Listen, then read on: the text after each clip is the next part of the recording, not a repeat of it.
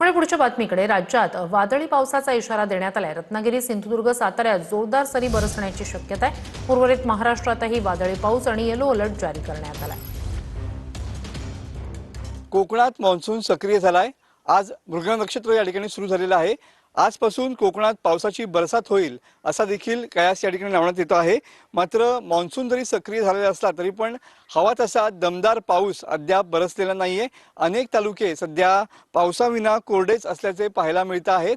सध्या तुम्ही बघू शकता की आपण अरबी समुद्र किनारपट्टी भागामध्ये आहोत आणि काळ्या ढगांची दाटीवाटी या ठिकाणी पाहायला मिळते आहे।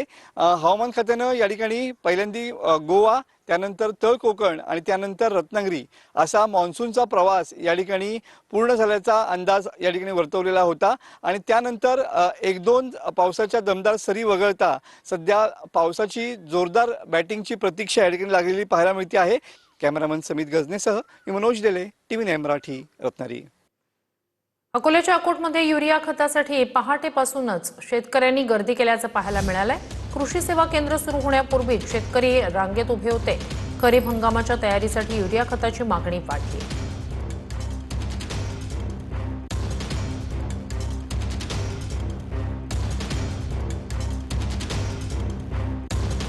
आता आम्हाला कधी युरिया म्हणतात ते 40 लोकांना देतो।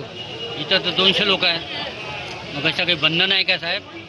हां, काहीतरी म्हणजे या गोष्टीचा विचार करून लोकांनी दुकानदारांनी सहकार्य करावं। 6 वाजतापासून दैनिक 40 लोकांना भेटून राहिलं। कृषी प्रधान देश आहे आणि शेतकऱ्याला काही भेटत नाही, त्याचं काय करावं? त्या शेतकऱ्याला नाव बदलून टाकायचं आम्ही आता। शेतकऱ्याला खत भेटलं पाहिजे।